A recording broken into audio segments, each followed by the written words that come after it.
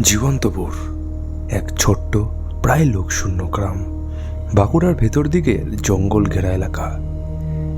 দিনের বেলা দেখতে সবাই স্বাভাবিক, সবুজ ধান ক্ষেত, পুকুর ও কাঁচা রাস্তা, আর কিছু ভাঙাচোরা কুড়ে ঘর। কিন্তু সূর্য ডোবার পরে এই গ্রামে অদ্ভুত নীরবতা নেমে আসে। মানুষের গলার স্বর, কুকুরের ডাক, শেয়ালের হুক্কা কিছুই শোনা যায় না। শুধু শোনা যায় মাঝে মাঝে পাতার নড়চড়া, আর কে যেন মাটি কুড়ে মাংস টেনে বের করছে, কেমন এক ঘৃণ শব্দ। গ্রামের বয়স্ক মানুষেরা বলে একসময় নীলকুঠির সাহেবরা এই গ্রামে কালো জাদুর চর্চা করত। তারা মানুষের ছায়া বেঁচে রাখত, দেহ মরে গেলেও ছায়া রয়ে যেত অজানা ক্ষুধা নিয়ে। তাই এই গ্রামের মাটিতে যতক্ষণ চাঁদের আলো পড়ে ততক্ষণ ছায়ারা শিকারের জন্য চেষ্টা পায়। ব্যাপারটা একটু অদ্ভুত শোনালেও এটাই সত্যি। অনির্বাণ শহরের বড় সাংবাদিক, বিশ্বাস করে না এইসব ছায়া খায় টাইপ লোককথা।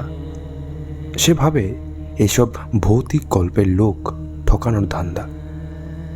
প্রমাণ করার জন্য সে ঠিক করে পূর্ণিমার রাত্রে গ্রামের মধ্যে সেই পুরনো ভাঙা শিব মন্দিরের উঠোনে পুরো রাত একা বসে থাকবে, ক্যামেরা ও ভয়েস রেকর্ডার সব নিয়ে।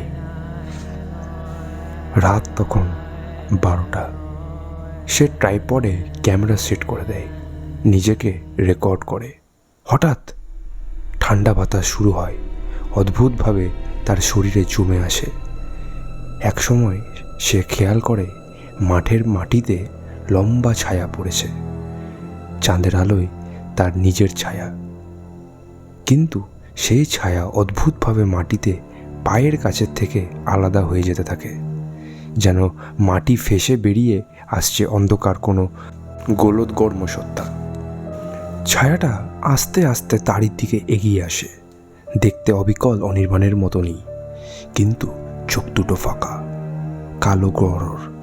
ছায়া পেট থেকে গরম শ্বাস বেরোয়, আর গলা দিয়ে আসে গলা বুক একসাথে চেপে ধরা এক বিকট ফিসফিস। আলোতে আটকে রেখেছিস, তোর রক্তে আলো নিভবে, তোর চামড়া আমার। অনির্বাণ দৌড়াতে গিয়ে পা মাটিতে আটকে যায়। ছায়ার কালো হাত তার গোড়ালি আঁকড়ে ধরে।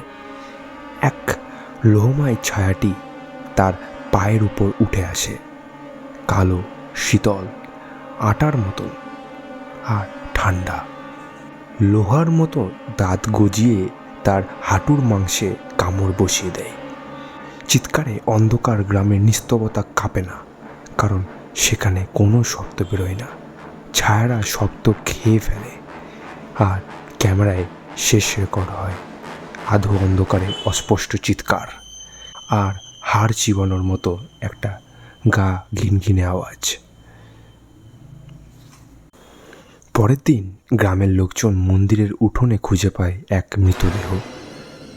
পায়ের দিক থেকে মাংস নেই, রক্ত চুষে শুকিয়ে গেছে, আর মাটির গায়ে দেখা যায় অদ্ভুত কালো দাগ, ঠিক যেন কেউ হাড়গুলি দিয়ে রাতভর মাংস খেয়ে আবার মাটির নিচে ঢুকিয়ে গেছে।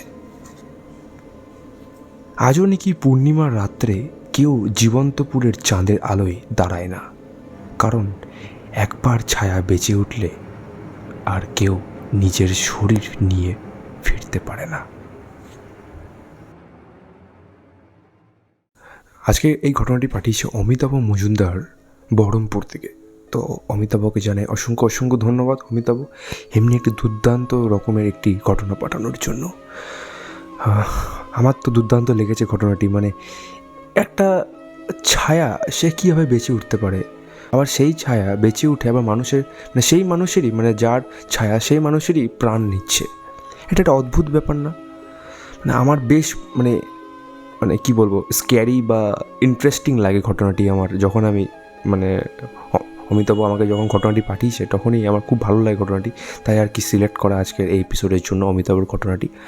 যাই হোক, তোমরাও ঘটনা পাঠাও অমিতাভের মতন। হরর টকিজের ঘটনা পাঠা গেলে কী করতে হবে? মেল করতে হবে হরর টকিজ মেল ইনবক্সে, দ্যাট ইজ horrortalkies008@gmail.com। এখানে তোমাদের জীবনের সাথে যদি কোনো ঘটনা ঘটে গিয়ে থাকে সেটা নির্দ্বিধায় পাঠিয়ে দিতে পারো, আমি অবশ্যই শেয়ার করব। কাইন্ডলি একটা চেক করে নিও, যেটা আমি বারবার বলি যে তুমি যে ঘটনাটি পাঠাচ্ছ সেটা আগে যেন অন্য কোনো ইউটিউব চ্যানেল বা পডকাস্ট চ্যানেলে না শেয়ার হয়ে গিয়ে থাকে আর কি, তাহলে আমাদেরই সুবিধা হয়।